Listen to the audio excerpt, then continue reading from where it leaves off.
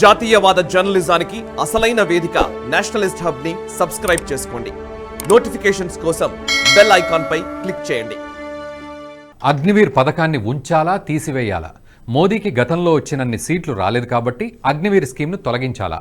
ఆర్మీలో మోదీ చేపట్టిన కీలక సంస్కరణల్లో ఇది కూడా ఒకటి. అయితే ప్రస్తుతం విపక్షాలు అగ్నివీర్ స్కీమ్ను తొలగించాలని డిమాండ్ చేస్తున్న క్రమంలో అసలు ఈ పథకాన్ని ఉంచాలా తీసివేయాలా అనేది చర్చనీయాంశంగా మారింది. అసలు ఈ పథకాన్ని ఎందుకు తీసుకొచ్చారు?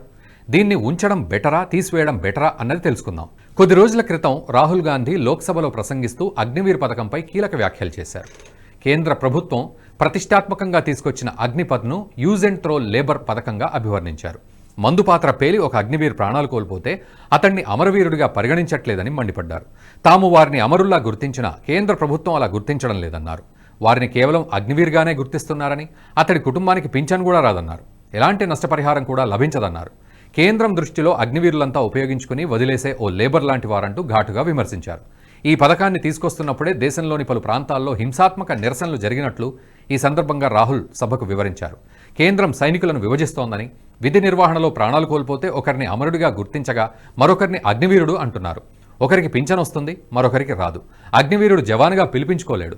కేంద్రం అన్నట్టుగా దేశభక్తుడిగానే మిగిలిపోతాడంటూ అగ్నివీర్ జవాన్కు మధ్య తేడాలను వివరిస్తూ అధికార పక్షంపై మండిపడ్డారు. దీనికి రక్షణ మంత్రి రాజ్నాథ్ సింగ్ వెంటనే లేచి నిలబడి అభ్యంతరం వ్యక్తం చేశారు. తప్పుడు ప్రకటనలు చేస్తూ రాహుల్ గాంధీ సభను తప్పుదోవ పట్టిస్తున్నారన్నారు. విధి నిర్వహణలో ప్రాణాలు కోల్పోయిన అగ్నివీర్ కుటుంబానికి ₹1 కోటి ఆర్థిక సహాయం అందజేస్తున్నట్లు చెప్పారు.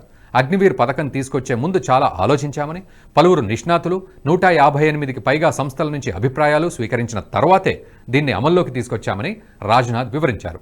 కేంద్రం అనేక కారణాల రీత్యా అగ్నివీర్ పథకాన్ని ప్రవేశపెట్టింది. డిఫెన్స్ బడ్జెట్లో ఆదాతో పాటు సైన్యంలో యువత సంఖ్యను పెంచడానికి కూడా ఇది ఉపయోగపడుతుంది. అగ్నివీర్ పథకాన్ని తీసుకొచ్చిన ఏడాది ప్రవేశపెట్టిన బడ్జెట్లో రక్షణ రంగానికి భారీగా నిధులు కేటాయించారు. 5,25,000 కోట్ల బడ్జెట్లో 13.31% రక్షణ రంగానికి కేటాయించారు. రక్షణ బడ్జెట్లో 1,52,000 కోట్లను కొత్త పరికరాల కొనుగోలు, మౌలిక సదుపాయాల కోసం కేటాయించారు. మరో 1,19,000 కోట్లను ఉద్యోగుల పింఛన్ కోసం నిధులు కేటాయించారు. ఈ కేటాయింపుల్లో ఆందోళన చెందాల్సిన అంశం కూడా ఒకటి ఉంది. అదేంటంటే ఏటా జీతాలు, పింఛన్ల కోసం చేస్తున్న ఖర్చు పెరుగుతోంది. ఇది కొత్త ఆయుధాలు, పరికరాల కొనుగోలు, మౌలిక సదుపాయాల అభివృద్ధికి కేటాయించే నిధులపై ప్రభావం చూపుతోంది. ఇదే విషయంపై అక్టోబర్ 2020లో 15వ ఆర్థిక సంఘం కూడా స్పందించింది. 2011-12లో మొత్తం బడ్జెట్లో రక్షణ బడ్జెట్ వ్యయం 12.6%గా ఉండేది. 2018-19లో 15.1%కి పెరిగింది. అయితే ఈ పెంపు మొత్తం జీతాలు, పింఛన్లకే వెళ్ళిపోతోంది. మరోవైపు మొత్తం రెవెన్యూ వ్యయంలో రక్షణ శాఖ మూలధన వ్యయం 43.8% నుంచి 32.4%కి తగ్గిందని తమ నివేదికలో పేర్కొంది. ఈ మూలధన వ్యయాన్ని మౌలిక సదుపాయాల కల్పన, కొత్త ఆయుధాల కొనుగోలుకు ఉపయోగిస్తారు. అదే నివేదికలో 2011 నుంచి 2021 మధ్య పింఛన్ల వ్యయం ఏడాదికి సగటున 15.7% చొప్పున పెరుగుతోందని పేర్కొన్నారు.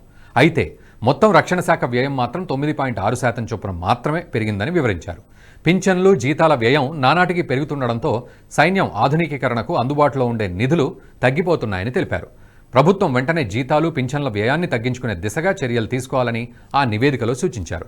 ఇలాంటి పరిస్థితుల్లో అగ్నిపథ్ పథకం వ్యయం తగ్గించడానికే తీసుకొచ్చారని విశ్లేషకులు అంటున్నారు. ఈ పథకాన్ని ప్రకటించే ముందు సిబ్బందికి సంబంధించిన వ్యయమే బడ్జెట్లో 60% వరకు ఉండేది. కేవలం 40% నిధులనే సైనిక పరికరాల కొనుగోలు, పరిశోధనలు, రవాణాలకు ఖర్చు పెట్టాల్సి వచ్చేది. నిజానికి ఇది అసలు సరిపోదు. కొన్నిసార్లు ఒప్పందాలకు చెల్లింపులు చేయడానికి కూడా ప్రభుత్వం దగ్గర నిధులు మిగలడం లేదు. దీనివల్ల కొన్ని ఆయుధాలు, ఇతర రక్షణ సామాగ్రి రావడానికి ఒక్కోసారి 5 ఏళ్ల కంటే ఎక్కువే ఆలస్యం అవుతోంది. మరోవైపు రక్షణ పరికరాలు, ఆయుధాల మెయింటెనెన్స్ పైన ప్రభావం పడుతోంది. అంటే మన దగ్గర పరికరాలు ఉంటాయి, కానీ వాటికి సర్వీసింగ్ ఉండదు. ఫలితంగా అవసరమైనప్పుడు అవి మెరుగ్గా పనిచేయవు. వనరుల కొరత అనేది చాలా పెద్ద సమస్య. దీన్ని ఇలాగే కొనసాగిస్తే యుద్ధం వచ్చిన సమయంలో ఆయుధాల కొరత, మెయింటెనెన్స్ సరిగ్గా లేకపోతే అంతిమంగా అది సైనికులకే నష్టం. సైన్యమే ప్రాణాలు కోల్పోవడం జరుగుతుంది. ఈ అగ్నివీర్ను గనక అమలు చేస్తే ఉద్యోగులపై ప్రభుత్వం వెచ్చించే ఖర్చు చాలా తగ్గుతుంది.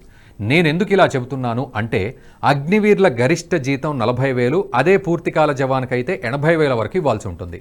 ఎలా చూసుకున్నా ఒక్కో జవాన్ దగ్గర నెలకు 20,000 నుంచి 30,000 వరకు మిగులుతుంది. ఇక పింఛన్ విషయానికి వస్తే 4/3 మందికి పింఛన్ ఇవ్వాల్సిన పని లేదు. అగ్నిపథ్ కింద సైన్యంలో చేరే వారికి మొదటి ఏడాది నెలకు 30,000 రూపాయలు జీతం ఇస్తారు. ఇందులో చేతికి 21,000 వస్తాయి. మిగిలిన 9,000 రూపాయలు అగ్నివీర్ కార్పస్ ఫండ్లో జమ చేస్తారు.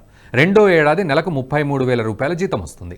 అందులో 30% అంటే 9,900 రూపాయలు కార్పస్ ఫండ్లో జమ చేస్తారు.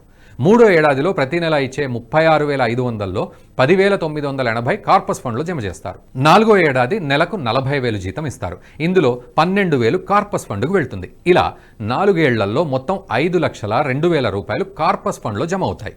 దీనికి మరో 5,02,000 రూపాయలు అదనంగా కేంద్రం జమ చేస్తుంది. ఈ మొత్తానికి వడ్డీ కలుపుకొని 4 ఏళ్ల తర్వాత 11,71,000 రూపాయలు చెల్లిస్తారు. ఈ మొత్తంపై ఆదాయ పన్ను మినహాయింపు కూడా ఉంటుంది. ఈ 4 ఏళ్ల కాలంలో ఆర్మీ నిబంధనల ప్రకారం ఇతర రాయితీలు సౌకర్యాలు ఉండనే ఉంటాయి. 4 ఏళ్ల సర్వీస్ పూర్తి చేసుకున్న వారికి సమగ్ర ఆర్థిక ప్యాకేజ్ ఉంటుంది. ఒకవేళ ఎవరైనా విధుల్లో ఉండి అమరులైనా వారి కుటుంబానికి కేంద్రం పరిహారం అందిస్తుంది. బీమా కింద 48 లక్షలు, కేంద్ర ప్రభుత్వం నుంచి 50 లక్షలు రాగా రాష్ట్ర ప్రభుత్వం నుంచి 10 లక్షల పరిహారం అందుతుంది.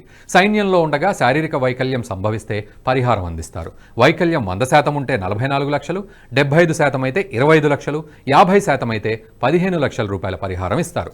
ఈ పథకం ద్వారా ఆర్మీలో యువత సంఖ్య కూడా పెరుగుతోంది. సాధారణంగా ఆర్మీలో సర్వీస్ కాలం 14 ఏళ్లు ఉండడంతో వీరి వయస్సు యావరేజ్ ఎక్కువగా ఉంది. కానీ అగ్నిపథ్ పథకం ద్వారా ఈ యావరేజ్ భారీగా తగ్గుతోంది. అగ్నిపథ్ పథకంతో ప్రభుత్వానికే కాదు వ్యక్తిగతంగానూ వీరికి లాభం కలుగుతోంది. ముఖ్యంగా యువతలో జాతీయ భావం కూడా పెరుగుతుంది. దేశ సైన్యంలో పనిచేయడం వల్ల దేశ వ్యతిరేక నిర్ణయాలు ఎన్నడూ తీసుకోరు. వీరికి సమాజం పట్ల గౌరవం ఉంటుంది. అంతేకాదు ఇప్పటికే వీరికి ఉద్యోగాలు కల్పించడానికి మొదటి ప్రాధాన్యత ఇస్తామని మహీంద్రా లాంటి కంపెనీలు కూడా ప్రకటించాయి. వీరు గనక 4 ఏళ్లు ఆర్మీలో పనిచేస్తే ఖచ్చితంగా ఉద్యోగం వస్తుందనే నమ్మకం కూడా ఉంటుంది. కేంద్ర ప్రభుత్వం ఈ పథకాన్ని అనేక సమస్యలకు పరిష్కారంగా తీసుకొచ్చింది. దీని ద్వారా అటు కేంద్ర ప్రభుత్వానికి ఇటు అగ్నివీరులకు లాభం చేకూరుతుంది. కానీ రాహుల్ గాంధీతో పాటు విపక్షాలు దీన్ని తమ రాజకీయాలకు ఉపయోగించుకుంటున్నాయి. అగ్నివీర్ వంటి పద్ధతులనే ఇతర దేశాలు సైతం అనుసరిస్తున్నాయి. ముఖ్యంగా చైనా, ఇజ్రాయెల్ వంటి దేశాల్లో కనీసం 1 ఏడాది ఖచ్చితంగా సైన్యంలో పనిచేయాలనే నిబంధన ఉంది. అక్కడ ఎటువంటి చిల్లర రాజకీయాలు ఉండవు కాబట్టి ఈ పద్ధతి కొనసాగుతోంది. కానీ భారత్లో రాహుల్ గాంధీ వంటి వారు విపక్ష నేతలుగా ఉండడంతో దీన్ని రాద్ధాంతం చేస్తున్నారు. ఈ వీడియో మీకు నచ్చినట్టయితే లైక్ చేయండి, 10 మందికి షేర్ చేయండి. అలాగే కామెంట్ల రూపంలో మీ అభిప్రాయాలను మాతో పంచుకోండి. Nationalist hub group of channels ను సబ్స్క్రైబ్ చేసుకుని తెలుగునాట జాతీయవాద జర్నలిజాన్ని ప్రోత్సహించండి. ఈ వీడియో కింద ఉన్న బెల్ ఐకాన్ పై క్లిక్ చేయడం మర్చిపోవద్దు.